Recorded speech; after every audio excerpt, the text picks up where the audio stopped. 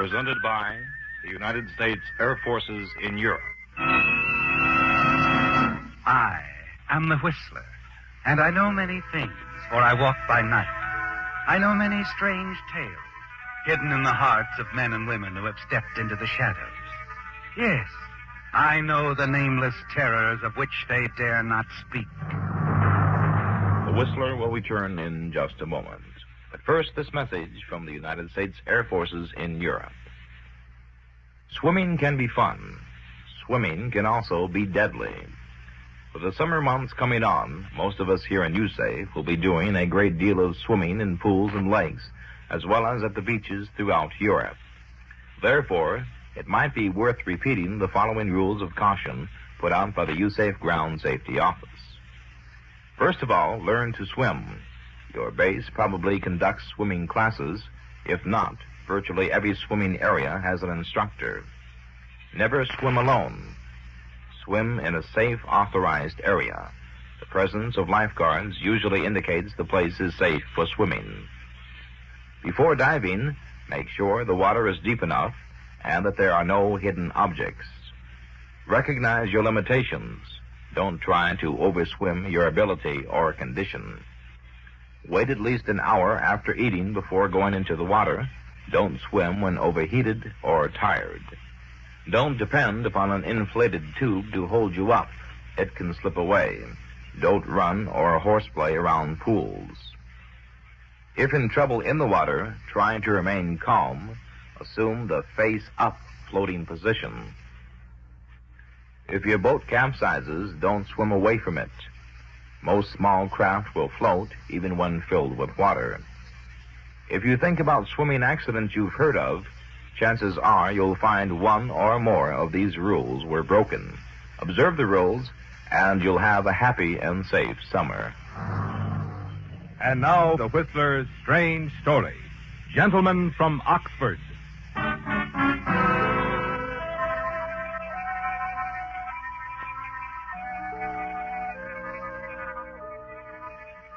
On his return to America from Oxford University, Hugo Hayden expected to step into a top-level business position. But after several months, Hugo was still waiting, and his funds dwindled to almost nothing. Hugo began to wonder. And it does seem strange, doesn't it, Hugo? You're certain you have as much as most and more than many, yet no one has even approached you with a type of proposition you consider on a par with your background and personality. And then one day an idea strikes you. You decide to gain fame and fortune by writing a novel. You put everything else aside, and to your own surprise, finish it in little more than 4 months' time. Next day, you take the manuscript to an old classmate, Michael Baldwin, president of Michael Baldwin Publishing Company. 3 weeks later, you're back again. Well, come in, Hugo. Hello, Michael. How do you stand it in this stuffy place all day? It doesn't seem stuffy to me. I like it. You do? Well, to each his own. Well, shall we? Yes, of course. Sit down. Thank you. Well, what about Etched Light? Oh, yes. Your novel. Well, as you know, I read it very carefully. You certainly handle words brilliantly, Hugo. Oh, thank you. That leaves us with only one question. How much? Well, I don't think we...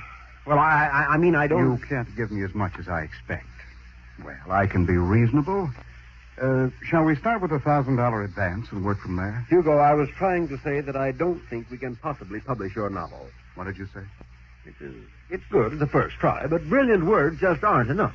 You need real feeling, good characters, and something worth saying. And just where do you get off implying? I don't want to argue, Hugo. You have my opinion, and you're free to try another publishing house if you want That's to. precisely what I intend to do. All right. But for old time's sake, I think I'd better set you straight. You'll only make a fool of yourself if you submit that novel anywhere else. Believe me, Hugo, I'm telling you the truth. Good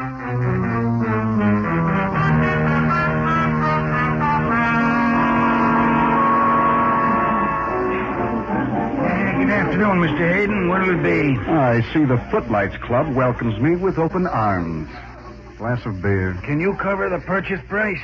George, tell me, did you marry the boss's daughter? Or do you like torturing starving writers, miserable little actresses, and insane painters? I do my job. Your beer, and that'll be 20 cents, please. Here you are. Excuse me, please. These bar stools are rather close together. Yeah, they don't waste a square inch. It's also friendlier that way. Bartender, martini, please. Yes, ma'am. You seem to be looking for someone. Just a familiar face or two. Oh? You're an old habitué of this bohemian den? I was. Many years ago. Here's your martini, ma'am. I'll take care of it, George. Charge it to my account. You may have graduated from Oxford, Aiden, but as far as this place goes, you're just another guy. Thanks, George. That's all right. I'll pay. I'm sorry. I guess I better be shoving along. You don't have to. I understand. I've been broke, too. Tell me, are you really an Oxford man? Yeah? Yeah, man of letters, philosopher, raconteur, and bum. What do you do? Novelist. Really? Novelist. Ah, Unpublished. You? singer. Oh, must be good. Afraid not. What's your secret, then? That's real mink you're wearing. I'd rather not go into it. Oh.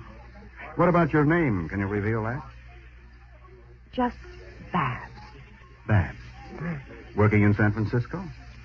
No, and please don't ask me where. All right, I won't. I'd like to invite you to dinner in the theater afterwards, but as you know, my cash is low and my credit poor. Well, let me invite you then. Oh, but I'd like to. And you can return the favor someday. When your ship comes in. Well, in that case, I accept gratefully.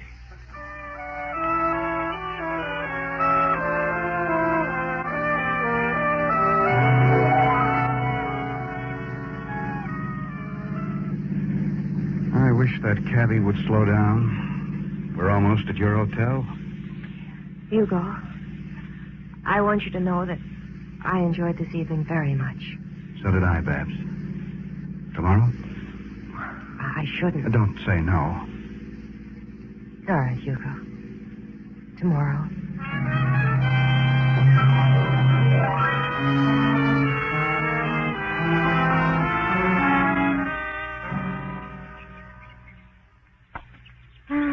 It's almost morning. We've been walking around this park for hours. Have you minded? No. No, not at all. But it is time I crossed the street and went inside the hotel. When will we see each other again? Not for a long time, I'm afraid. I'm leaving today. You can't. I know I've only known you for 2 days, but I'm in love with you, Babs. Honestly, I've never felt this way before. I know. I know how you feel. I feel the same way.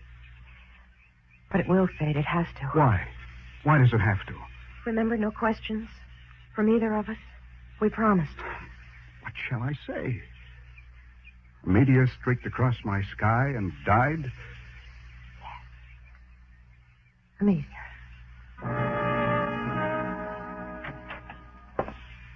Well, if it isn't Hugo Hayden, gentleman and scholar. Where you been all night? Tibet. Where else? I hope the llama loaned you an extra $1 million. You're supposed to pay me Saturday. 6 months back, rent, phone, and electric bill. The novel didn't sell, Judd. Oh. Now what? I don't know. Better think of something quick. I'm low in dough myself. Now, look, Hugo, you don't have much of a chance around here with your bills and your reputation. Why don't you blow this town? Yeah. Maybe you're right. Tell me something, Judd. You cover the nightclub beat for that yellow sheet you work for. Ever come across a girl named Babs, a singer? What does she look like? Oh, long, dark hair, trim figure, small scar on her forehead below the hairline. Oh, Babs Wixton. Yeah, I know her. You did?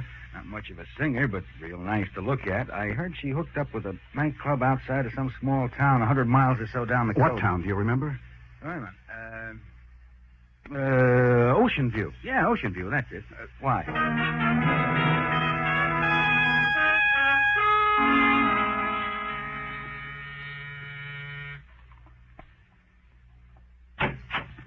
You're early, Bert. Hello, Babs.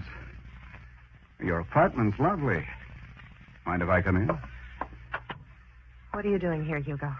Chasing that meteor across the sky? I told you to forget about me.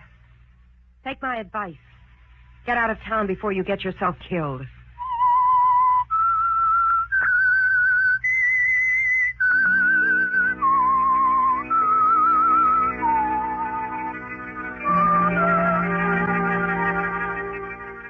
You stand there blinking foolishly, don't you, Hugo?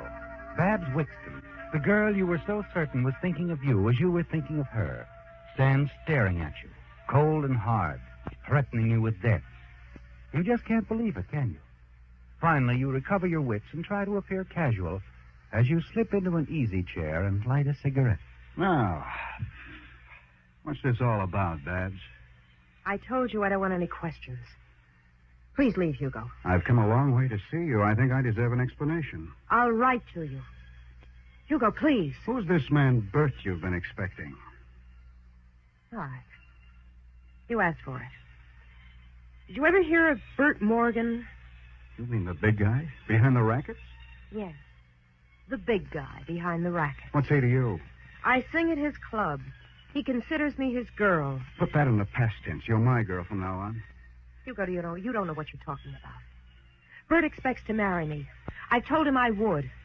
If he even suspected I was interested in you, something would happen to you within a week. Did you ever read T.S. Eliot's poem? This is no time to quote poetry. Hugo, please listen to... Oh, fine.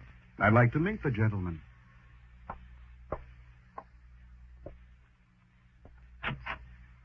Bert, darling. I got something for you, baby. Here, put them in the vase on the piano.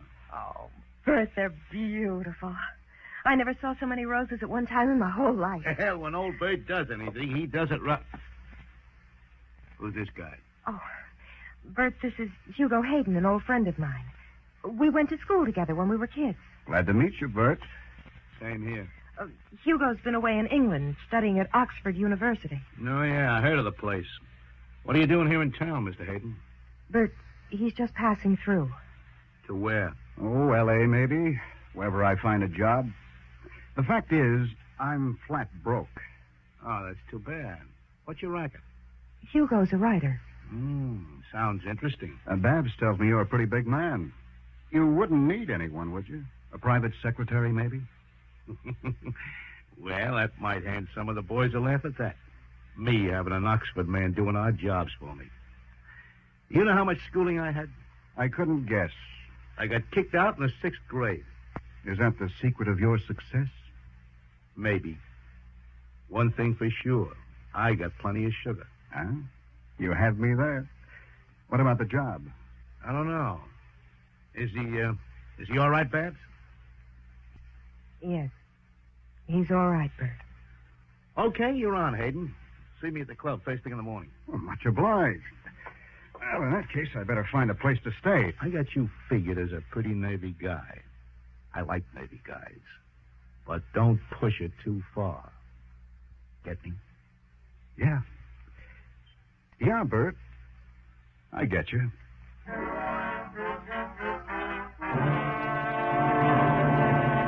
Yes, you understand him perfectly, don't you, Hugo? And you're certain he wouldn't hesitate to kill you if he knew your real reason for being in town. But as the weeks pass, you see Babs as often as possible. Try to persuade her to leave town with you, marry you, and gamble on the future. But while she risks Bert's jealous anger by continuing to see you secretly, she refuses to break off with him, and each meeting ends with her urging you to forget her.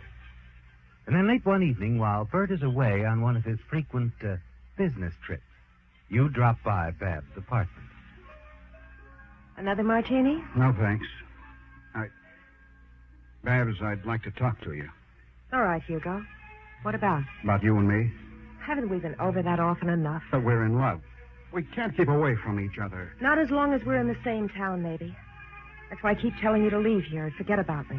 Is that all I mean to you? Hugo, you forget. We can't just wish and have things the way we'd like them. We live in a real world, not a dream world. What's the real world? Bert Morgan, gangster? It's my real world. But it doesn't have to be. Listen, darling. Why don't we just pick up and leave here? Get married And live on the royalties of your unpublished novel? I could get another job. Oh, Hugo, you're sweet. And if I were 18, I'd probably listen to you. Even now, if you'd proven yourself as a writer or I was a top singer, I'd be willing to gamble. But I won't deliberately walk back into certain poverty because of a romantic feeling toward you. But a man like Bert Morgan... Don't sell Bert too short. I like him. He's good to me. And when we became engaged, he made me his sole heir. If anything ever happens to him, and in his business it can any time, I inherit his string of nightclubs. Everything he's got. I intend to marry him this summer.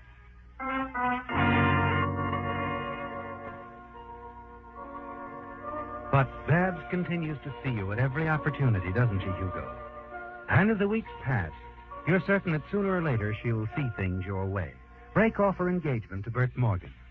Then one night, the thing you've been dreading all these months happens. As you're about to start for Babs' apartment, your phone rings. Hello. Hugo, is that you? Yes. Oh, thank heavens you're still there. Don't come over tonight. Well, why not? I've been counting on We're it. being watched. Are you sure? Yes. Now meet me tomorrow at the club. Be at my dressing room before the first show. We'll talk then. Goodbye, Hugo. Bye.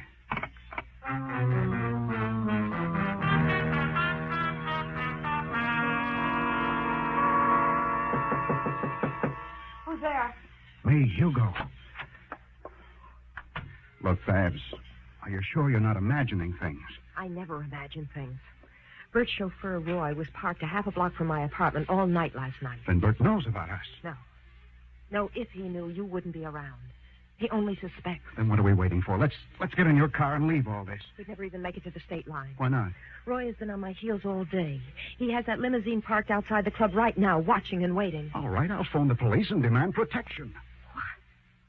Protection? Protection for the rest of our lives?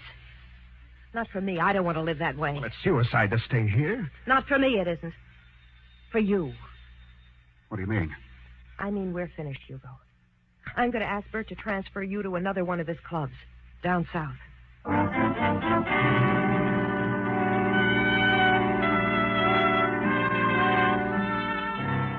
Babs carries out her threat, doesn't she, Hugo? She urges Bert to send you to another city. But strangely, Bert refuses. Explains that you've become very valuable to him. A day after an out-of-town trip, Bert himself unknowingly gives you the answer to your problem. Hello, Hugo. Hello, Bert. Anything happened while I was gone? Yeah, the man with the load of new slot machines came by. He wouldn't unload without your signature. I told him to come back in the afternoon. At all? 3 or 4 phone messages. What kept you so long? Oh, that dumb Chief Martin hauled me into headquarters for questioning this morning. Oh, about what? Somebody's trying to move in here with an extortion racket, and Martin figures I'm behind it. Extortion racket. Well, didn't you see it in the papers? I don't read the local paper. Well, here, take a look. Mm-hmm.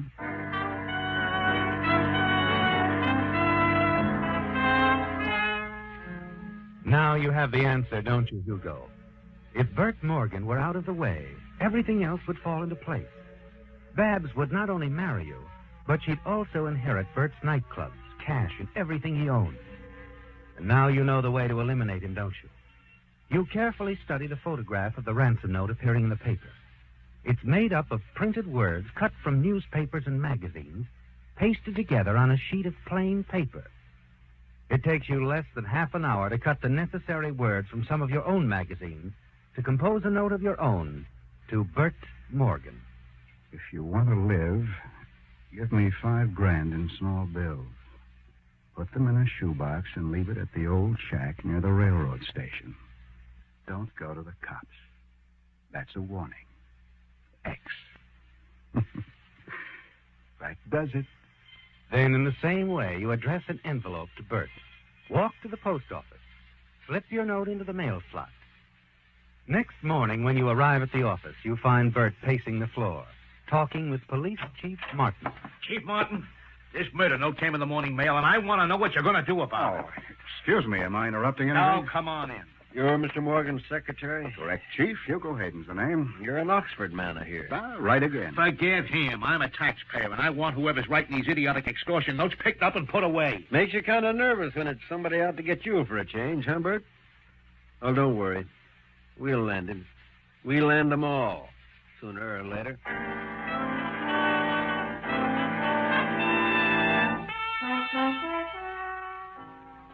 The first step worked perfectly, didn't it, Hugo? The police now believe that Bert's life has been threatened by an unknown extortionist. And you're certain your next step will be equally effective. You compose another note. The words again cut from your magazine. I saw the police chief go into your club. I told you I'd kill you if you went to the law. I meant it. Stay away from the law. This is my last warning.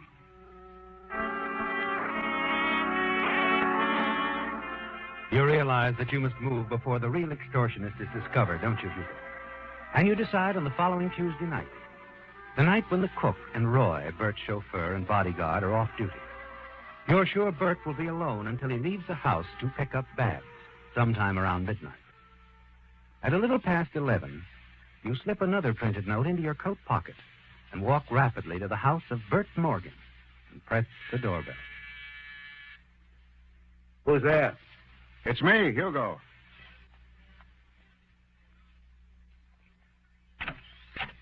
What's the matter, Hayden? I have to see you for a few minutes, Bert. Sure. Come on. Now, what's on your mind, Hayden? Just one thing, Bert. This.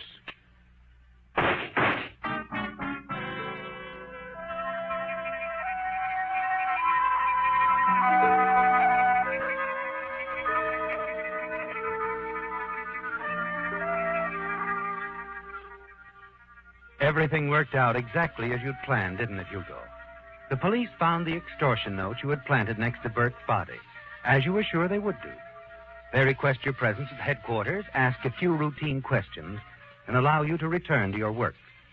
You hear nothing further from them, and within 3 weeks, you're running the club for Babs, the recognized owner since the reading of Bert's will. Then one morning, Police Chief Martin drops in to see you. Excuse me, Mr. Hayden. I want to see you for a minute. Certainly, Chief Martin. Come in. What can I do for you? Well, I've got a right unpleasant job to do, I'm afraid. Oh, what's that? Arrest you for murder, Mr. Hayden? Murder? That's right.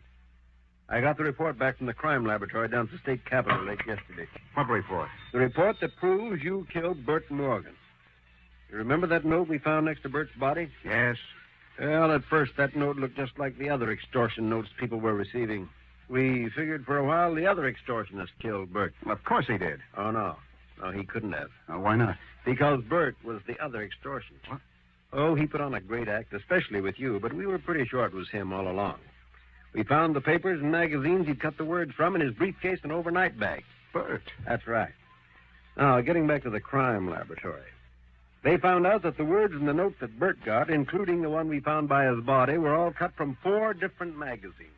The Literary Quarterly, a magazine called Modernistic Poetry, International Philosophy, and Newest Novel Review. So what? That doesn't prove anything. The local newsstands don't carry those magazines, Mr. Hayden. And there's only one person in town who subscribes to them. The killer of Bert Morgan. You, Mr. Hayden.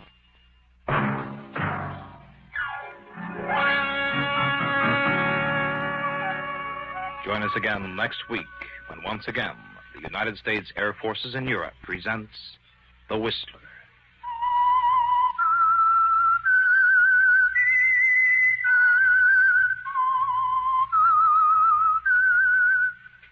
This is Air Force Sergeant Don Cormay speaking.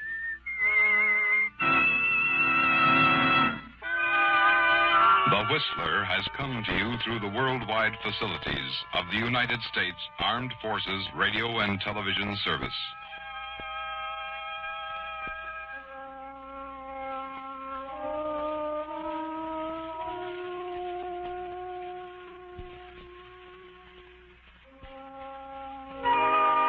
This is the American Forces Network, Europe.